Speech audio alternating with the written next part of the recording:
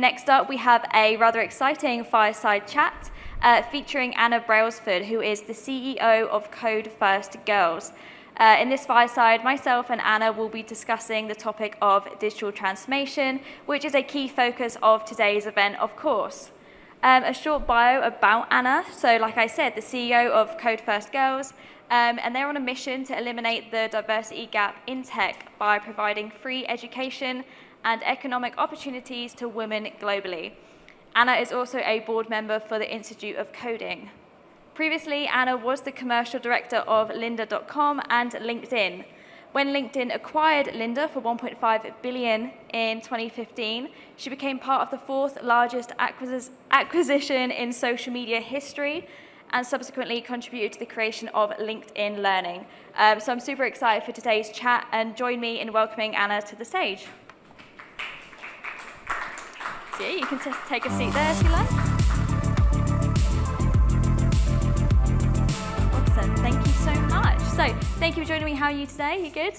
I'm good, yeah. Awesome. Despite the rail issues, all good. It is an issue, yeah. But anyway, thank you for being here. We really appreciate it. I wanted to kick off. I mean, a super impressive bio you have there. I just wondered if you could tell us a bit about your contribution to LinkedIn Learning and how has that corrected your, or like, you know, impacted your career path today? So when lynda.com was acquired, I just thought LinkedIn was acquiring a fantastic video-based platform, you know, for both its consumers and also for organizations. But actually, one thing that LinkedIn was actively doing was filling in two data gaps. So the economic graph, which LinkedIn is building, is essentially tracking about 6 data points on every single person that logs onto the platform.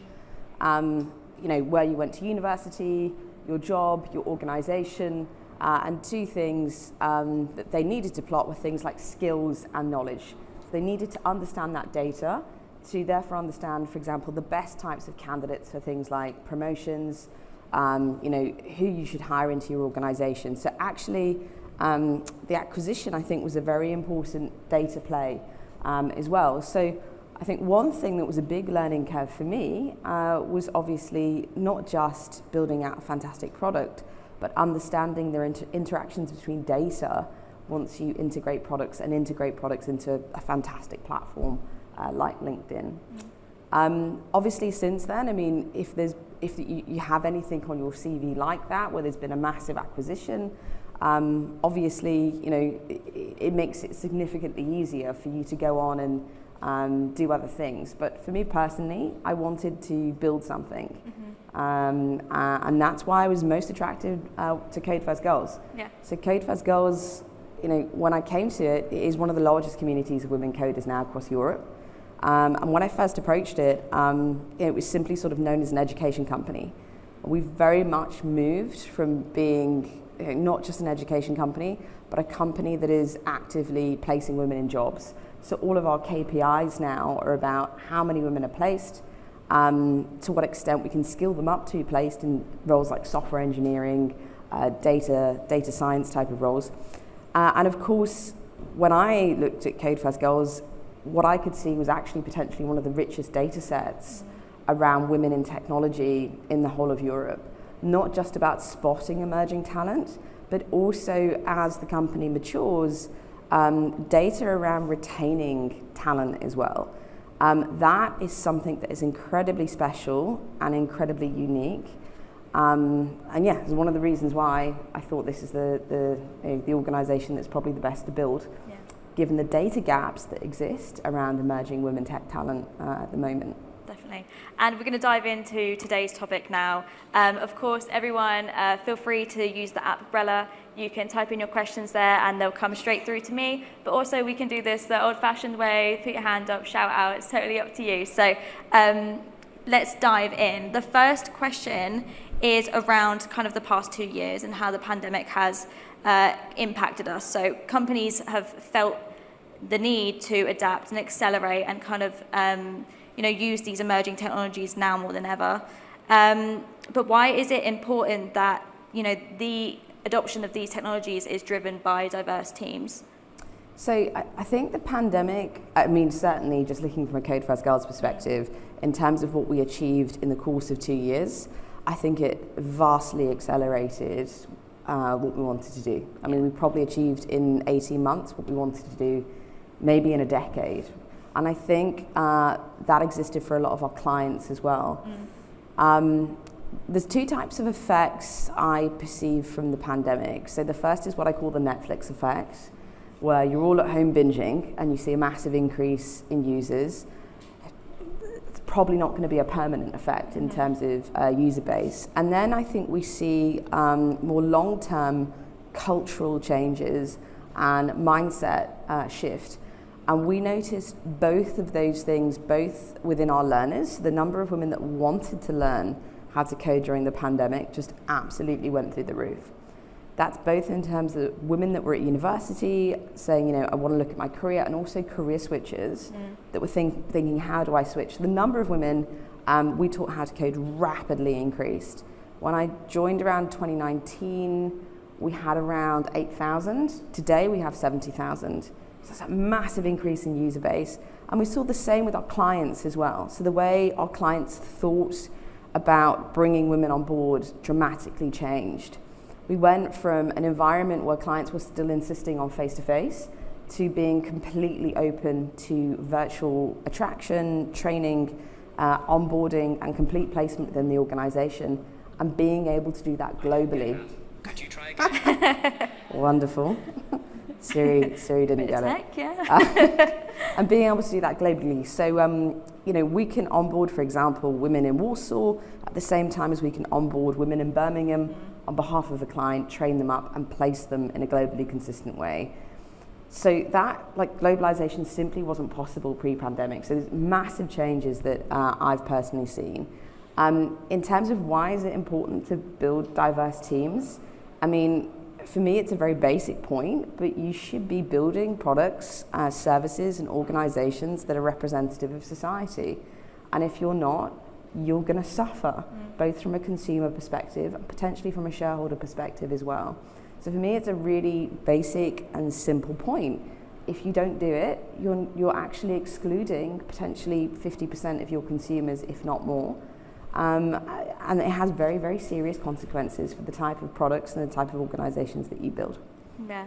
Kind of going back to how the pandemic affected, and particularly women, I think there's some really interesting stats and research out there about how women actually maybe came out of the pandemic in a better career position because they were allowed to be the mother at home, working from home, and getting to do multiple jobs, as we know, juggling being a teacher, a mum, and a worker. So I think there's just some really interesting pieces to pick out of how the pandemic and this kind of hybrid working actually really helped females and really helped them, you know, actually progress in their career or even start their own business. We saw that a lot of that come out of the pandemic. It's a double-edged sword, and we saw unprecedented data points. So, for example, I mean, it's something that we've known for years, but all of a sudden we were all reminded that women predominantly have the caring challenges at home, the caring responsibilities. It's super tough to work from home when you've got 3 children, and predominantly it's going to fall on you. So I think it presented challenges, but then simultaneously, you know, a record number of businesses were opened in Companies House in the first year of the pandemic. Yeah. I think for female entrepreneurship, in adversity, you find new ways of doing things, you find opportunity, you see gaps in the market. So there were a lot of businesses opened, and equally, I think a lot of organizations have permanently shifted. And I know we talk ad infinitum about hybrid ways of working. I don't want to go into that too much, but I do think that gives greater levels of accessibility for women that were previously excluded, both from the workplace and women that want to reskill, particularly career switchers, into a career in technology. Definitely. And I mean, touching back on the points of kind of building this diverse team and how that kind of breeds innovation, how can hiring and nurturing these diverse tech teams in specific give companies a competitive edge? So when I first started at Code First Girls, there was this very much like this opinion that we were a nice D&I initiative, and I absolutely hate that. Like, it really, really gets me because, you know, at that point it felt like a tick box activity to do something that they felt needed to be done, but they felt that there was no return on investment. The narrative has completely shifted. Now it's very much defined in terms of competitive advantage. When we're building the case for Code First Girls within organizations, we usually talk about the statistics around the number of women, qualified women, that are going to exist within the marketplace by 2025. So there's going to be something like 3 million new roles in the UK by 2025, mainly led by software. Higher education data shows us there's going to be around 150,000 new skilled graduates, of which 26,000 are going to be women if we're lucky. If we do the maths on this, and don't worry, I already have, if no one's doing it in the audience, that means there's going to be one qualified woman for every 115 roles by 2025 in the tech space.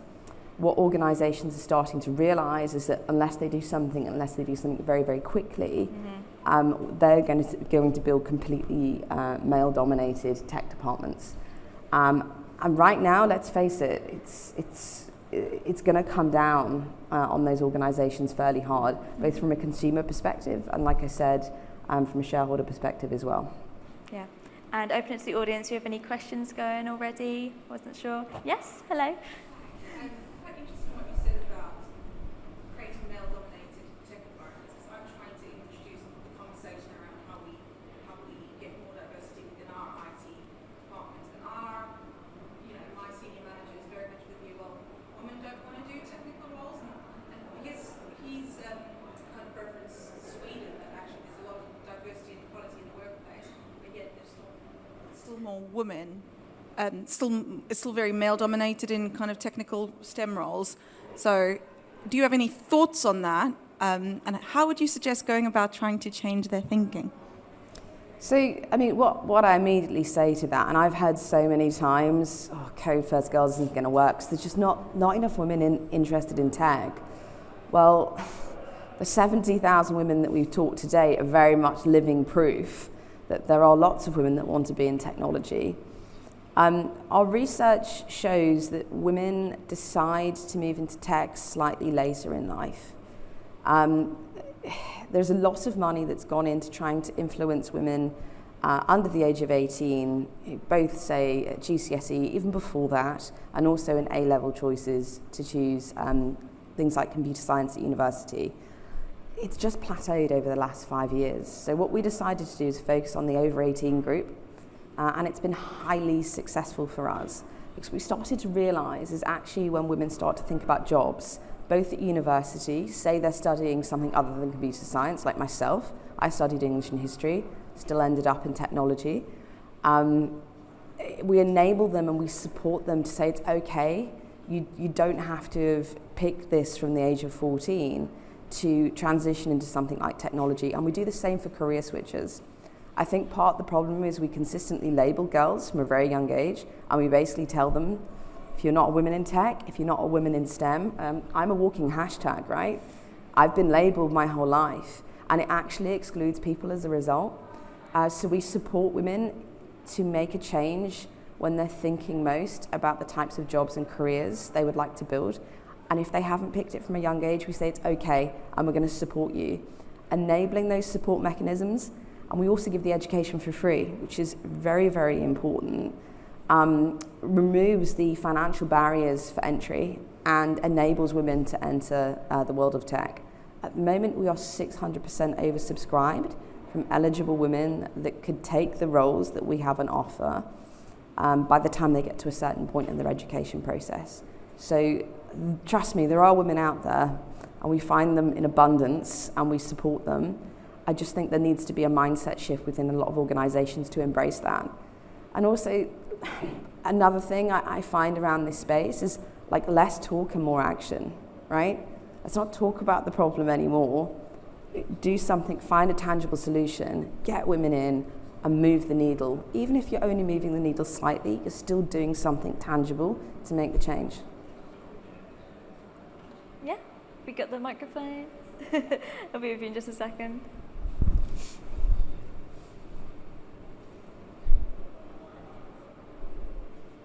Hi. Do you think, as well as changing the narrative, it actually may be the languages themselves that might need changing or evolving. When I started coding, one of the first ones I used was one called Perl, which is like a sort of semi-defunct coding language from the late 90s. But the interesting thing about it was that if you wanted to do a task, you had several ways of doing it, which was kind of mimics actual language. Whereas Python, I find it's kind of very, you can argue it's very male-dominated. If you want to do something, it's just that and that alone. So is it a case that actually what we need are languages that reflective of actual, coding languages, reflective of actual languages, because women are very good at languages, as the previous speaker said, but actually they may not be good at languages that are rather constraining, such as Python. I mean, you've touched on something that's really interesting. The majority of organizations will target, well, first and foremost, and because of the lack of supply, in my opinion, and in a rather redundant way, will obviously target computer science students, of which there's a tiny % of women. After that, the majority of organization will go after the STEM students. So for me, it's such an arbitrary label. Somehow they think that directly feeds into their analytical ability, but you've picked up on something really interesting. Linguists are incredible coders if they're given the right support. And I think what you're saying is really important, the ability to learn different languages and the kind of methodology around that. So what we do at Code First Girls is that we recognise, for example, for our most intense layer of education, 13 weeks, we're not going to be able to replicate a computer science degree. However, we can get you to think like a coder, we can get you to be curious, and we can get you to go on and learn practically any language on the job. So what we typically find is the women that come through the programme overtake computer science degree students usually within 6 months of being on the job, because they're equipped to find the answers themselves. So for me, it's about methodology as opposed to pushing a certain language over another. Awesome. Does that answer your question? Yeah, fantastic. And quickly kind of moving on to kind of just the overall conversation of digital transformation. There are some key trends we're seeing here and there, but AI is frequently being mentioned. We have virtually a whole stage about it. What role does diversity have in ensuring that we're coding a safe and fair future for all? So, code is created by humans. I think anything created by humans can be inherently biased. I also think it's a product of culture. So anybody behind that code is ultimately going to be creating something, probably thinking, well, I'm the user, I'm like the sample user. And obviously, predominantly, if that's created by men, you're going to create a massive problem. I would also say that there is a perception sometimes that code somehow sits above any form of scrutiny. And I think that's an incredibly slippery and sort of dangerous path to go down, particularly when it's so male-dominated. We've seen it in the likes of things like facial recognition technology, right? It's far less likely to recognize faces from underrepresented groups. It's that blatant and that obvious. Now, when you're talking about iPhones, yeah, that's going to impact people. That's not great. But when you carry that principle through to things like how it might be used for policing or law and order, all of a sudden it actually gets incredibly scary.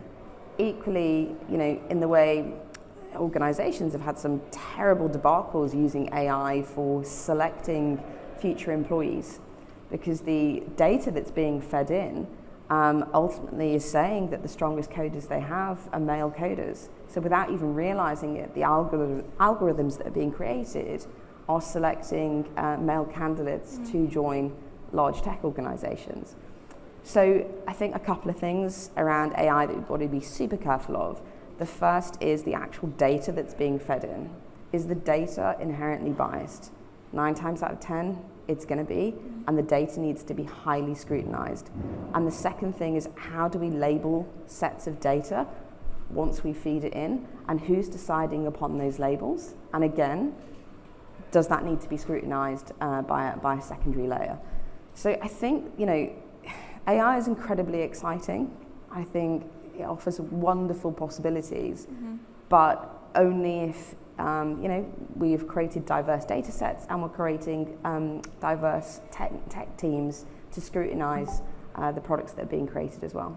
Yeah, and obviously when you look at an end product and it's for a diverse group of people, you obviously need the diversity throughout that whole chain and that system. So do you have any advice or maybe any conversations that you would have with tech leaders who are looking to diversify their teams? Where does that conversation begin?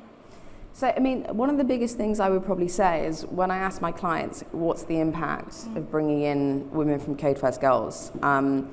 They frequently say that when they're building products, they're looking at, say, challenge statements, for example. They're completely challenged in the way they're thinking. The kind of the status quo is being completely challenged. There is an assault on their thought process. And when that happens, and that can only happen when you bring people together from different backgrounds, they're actually creating innovations as a result. So I think the first thing I would say is never underestimate the importance of diversity of thought when it comes to innovating your organization and innovating products, innovating algorithms. And the second thing I'd say, sort of echoing what I said earlier, jump in, move from kind of talking to action. Mm-hmm. When I created the Code First Girls brand, I really wanted to create a brand that focused on doing something about the problem as opposed to talking about the problem. It's very, very simple. There are mechanisms to get fantastic women into your organization. Take them up, do it, move them into jobs. Yes, there's going to have to be a support network involved. Yes, there's probably going to be some form of mentorship involved, which we strongly suggest when we're placing a woman. And yes, you're probably going to have to look at communities that specifically focus on getting women into tech. But if you do that, you can really very successfully bring women into the workplace. Yeah, and I was going to kind of do a wrap-up question about kind of hiring female talent. I wondered if you could tell me a little bit about your team. How have you found the most successful talent, and was there any tips you could share with us? Well, we actually have the opposite problem. I mean, if anyone knows any men that want to work for Code First Girls, that would be absolutely fantastic. I suppose because of the brand and everything that we represent, women applicants are just through the roof, and they're usually, I have to say, exceptional women as well. I actually find it really, really difficult to choose our applicants. But yeah, just in terms of hiring our own staff, I personally do a range of things. I kind of look at where, an employee could be as opposed to potentially what they've achieved so far, how they deal with circumstances maybe they're not used to previously, to what extent are they curious, they're autonomous, and they're going to learn by themselves. No one's the finished product.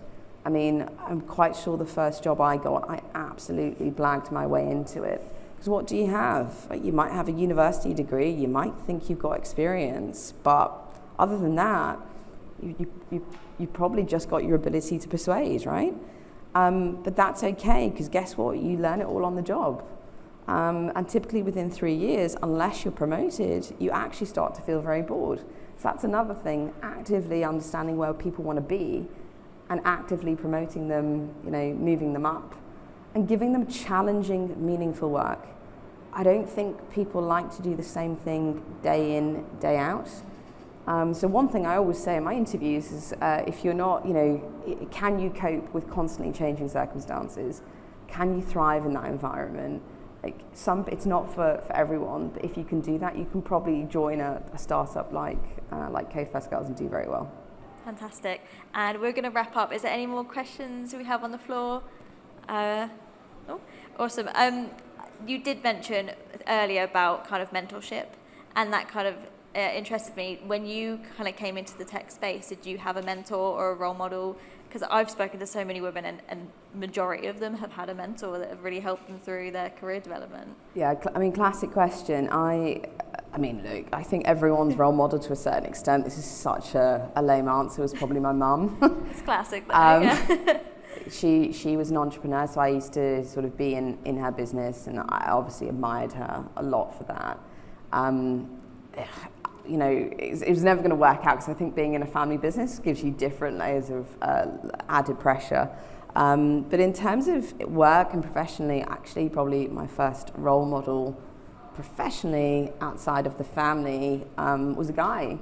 And I think that's okay as well. Yeah. And I think there's a lot of men out there that do really, really want to support you to do incredibly well. And yeah, he probably was the guy that gave me my first big break professionally. And whenever I've got a problem now or I want to talk something through, he's always there at the end of the phone for me to be able to do that. At the time, you know, I was in my sort of mid-20s. I was like the only woman on the management team, and I was also the youngest person, so like combined, you know, you feel like a complete imposter most of the time. But he always had my back, and he'd always bring things down to stop those voices in your head talking and sort of becoming irrational. So yeah, I think men are incredibly important mentors. And that, by the way, incidentally, I think that's incredibly important for the rest of the workplace, because when you do have male mentors mentoring women, what happens is obviously you both develop empathy for each other, and a reverse mentorship starts to happen. And when that takes place and you can put yourself in someone else's shoes, particularly maybe a young woman's shoes entering an organization that's male dominated, it enables that guy to also start changing their own potential behavior as well. And when that happens, you can start to achieve more cultural change within an organization. So I think mentorship between men and women is incredibly important. Fantastic. I think we're going to end on that note. I'd like to say a huge thank you for you joining me today. A super insightful topic, and I'm sure that there'll be many more discussions like this throughout the day. So thank you, Anna, for joining me. I appreciate it. Thanks very much. Thank you. Awesome. And if you just bear with us 2 minutes, we're going to reset the stage for our next speaker coming up shortly. Thank you, Anna. Cheers.